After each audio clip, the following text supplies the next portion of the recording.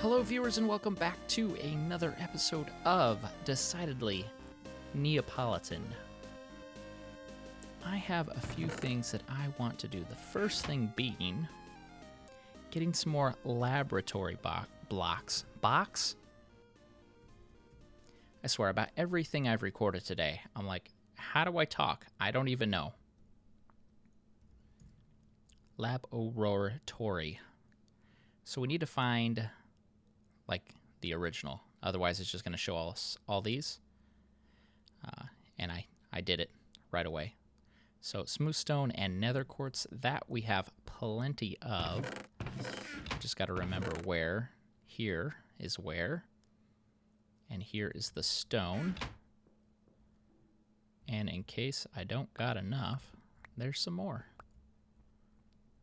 So let's make these very quickly.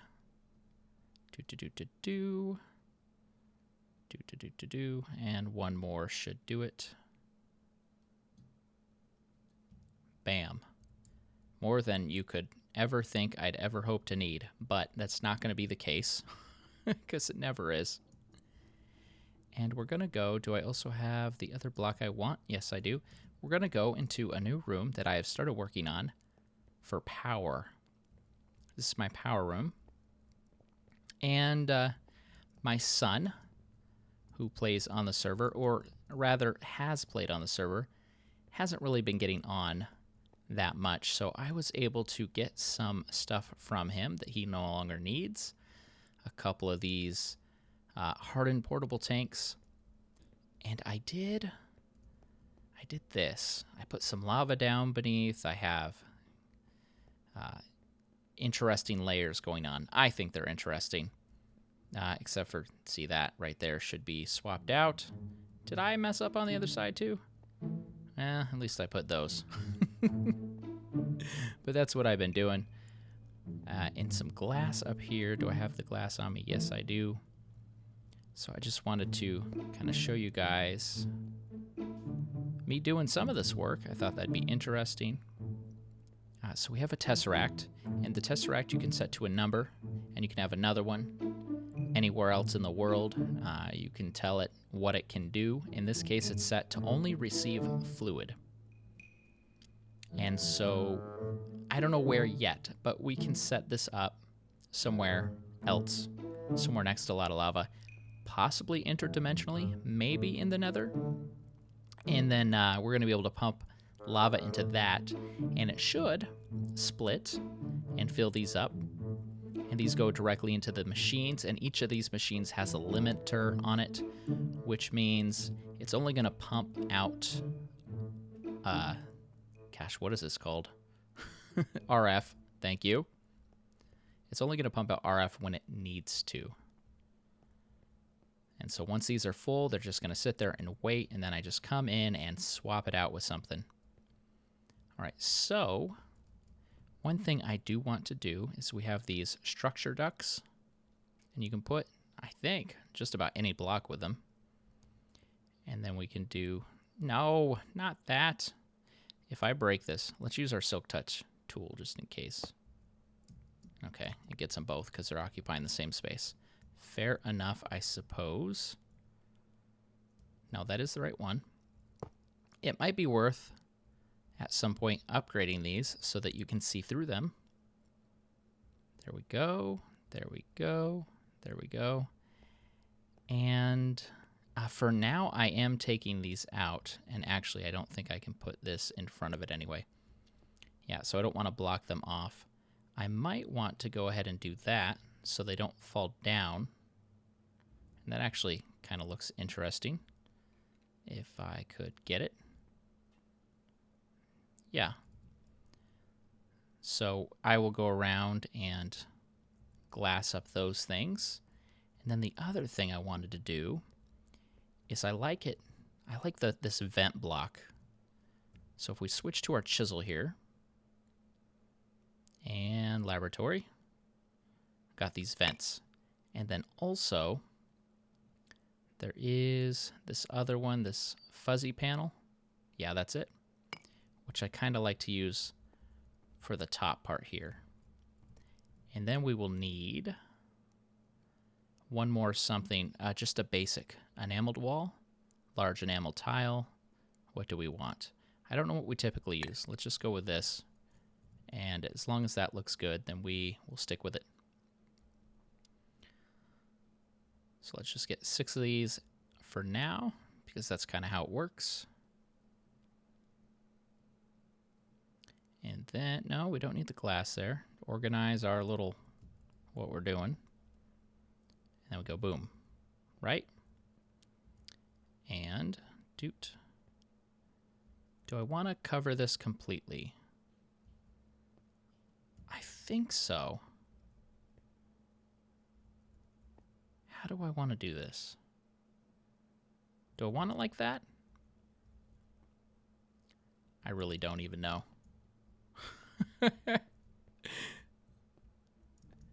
Yeah, it's interesting. However, oh, that's gonna knock them all over the place. Let me put this how I think it might look better. Okay, I did a lot more than I thought I was gonna do off camera. I kind of matched the design of, let's go over here real quick, of these other stations where there's kind of like a screen for readout, an event, and these laboratory blocks. I like these blue arrows, but unfortunately with the way I have this spaced out, like here where would the blue arrow point, unless I suppose if I did one that pointed 1, 2, 3, see, that would require one in the center. And then arrow, arrow, arrow. And then this would have to point somewhere. But I kind of like this. I almost want to toy with the fact of just having this go straight out and into the wall. Like it's a series of consoles that's just against the wall. But I've tried really hard not to agonize over block choice. Like, oh, this one looks like it might be cool. And then try it out. And if it looks decent, then leave it. Like this, I don't like how there is this, this little island here. But I try to not let that bother me.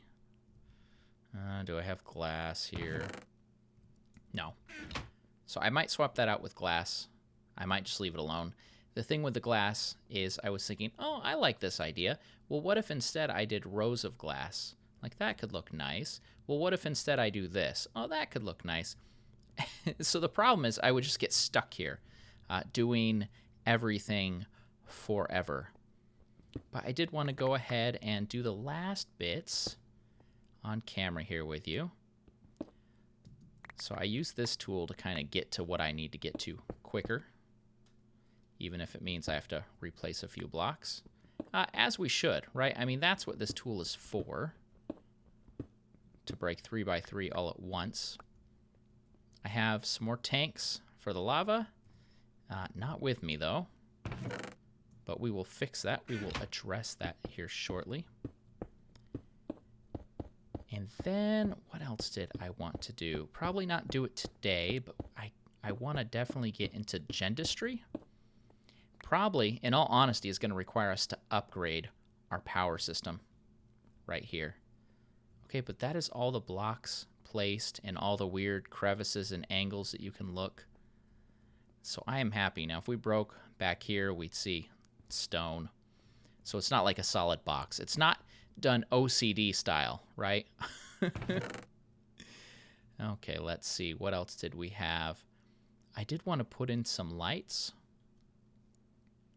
So I figured we could do that. And this is simply here so I can make a couple more redstone torches. And I don't know that I'll need that many, and it helps if I put them in the right way. And so let's see, how do I want to do? This is, I believe, it's a 3, 6, 9. 3, 6. Okay, so it's going to be an odd number. So maybe we should start in the center and work our way out. Maybe we should just go in the 3-block increments, right? So this is a 3x3. So we would knock this out. And this is a 3x3. So we'd knock that out. When I'm using the hammer to pre-design a room, I really like to keep by those dimensions. It just seems to make everything mass. So that means the next one would go here, but it can't. And that means the next one would go above this. But to be honest, it's kind of unnecessary. But for symmetricalness, we might go ahead and do it.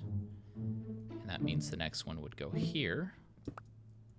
And let's just see. Let's see how well that lights everything up. There's so many things that I want to do. Did I not? I did not. So we're going to... Did I do this right? That goes to there, that goes there, yes. Yeah, so we're going to do dentistry, which is going to require us to upgrade our power supply. We'll need a few machines to do that, but this system should be scalable. We can always add in more engines if we need to. These power cubes, there are upgraded versions of those, and we can start pumping a lot of stuff into the other one of these that we have. So I will finish that off later on, but you get the idea. That's just going to add some extra light. I don't know if it's going to make things not spawnable. We could use the carpenter block trick, where if you have a carpenter block, you can put glowstone in it, but for pattern blocks like this, it kind of actually messes them up. So I'll have to think about that one. These are carpenter blocks. These all have glowstone in them. This one, yeah, this one is too. Yep, I made all these carpenter blocks. So this actually is very bright. I'm just concerned about this area of the room. So I'll mess with that later. Let's go look real briefly on the status of our bees. So we have our very basic stuff here. We've seen all this, right? The squeezer, the carpenter, the centrifuge, lots of honey drops. And we're going to make stamps with that. I'll show you.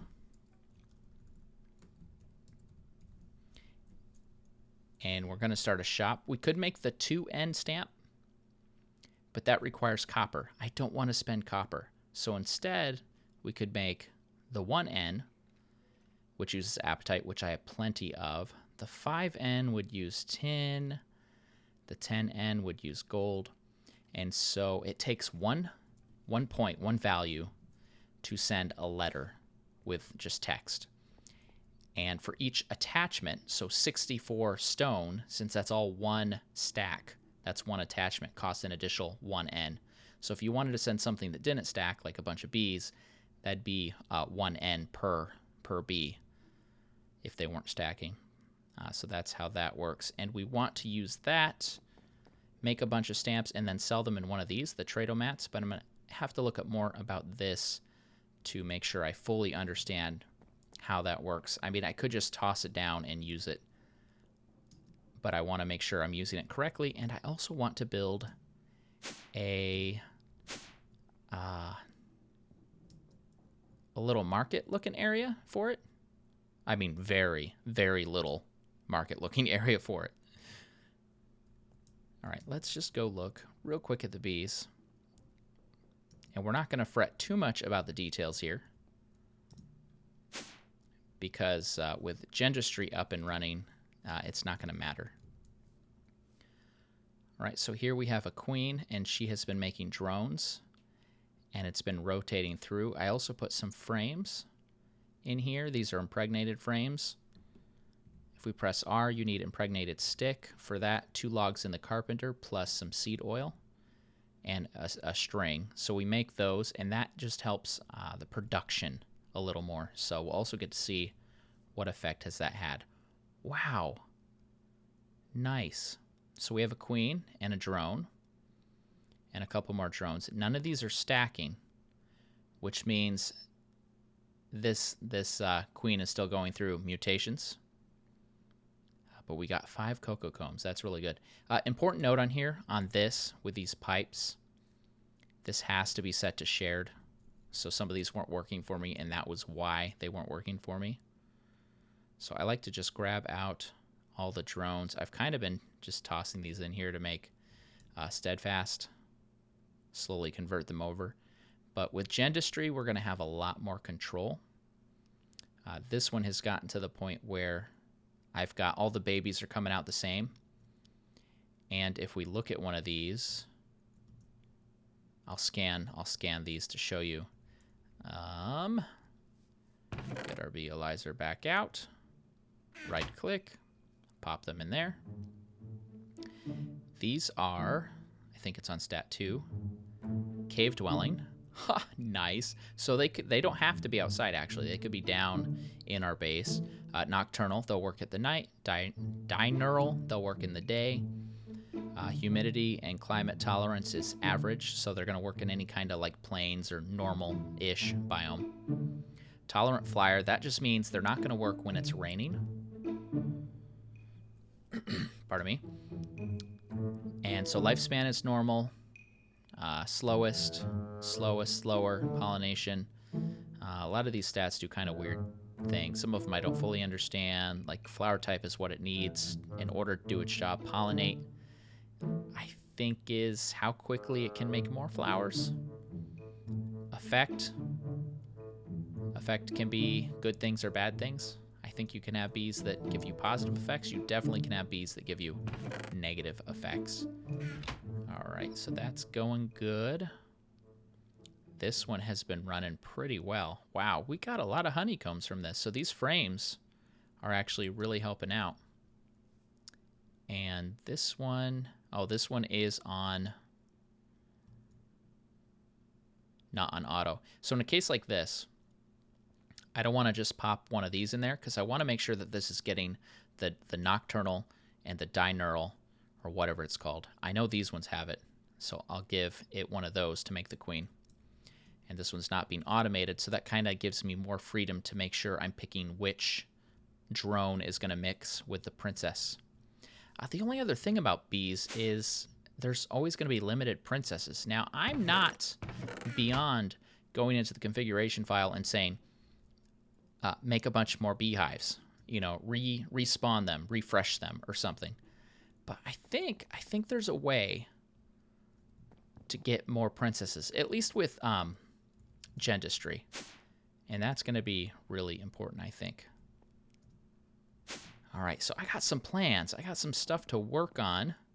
I want to start selling stamps. Kane is going to start selling letters, and then we just need to get everybody that's still playing on the server set up with a mailbox, and then we can start sending people stuff. It's kind of silly. It's right. It's not necessary, but it's fun. Actually, before we go, I got a gift in my inbox, in my mailbox. I've written down on a note to make sure I remember to check that out, and I almost completely forgot. So we got basic power. We're getting somewhere with bees, and we got a holy stone.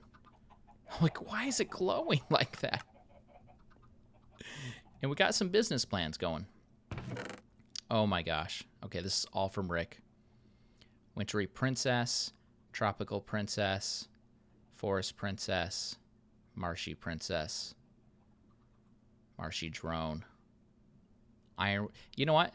You see how much armor I have? None. None armor. So let's fix that. Let's at least be safe. These will stack. Silky Comb. Who makes these? Is it Marshy or Tropical? Silky Comb is what we need because Silky Comb is what gives us propolis. Use. 80% chance of getting propolis. So we need to figure out which bee makes this. Actually, recipe? Tropical. Tropical has a 20% chance. Exotic has a 30% chance. Ethnic, 20% chance. So this is probably really hard to get, and it's not going to give us any better chance.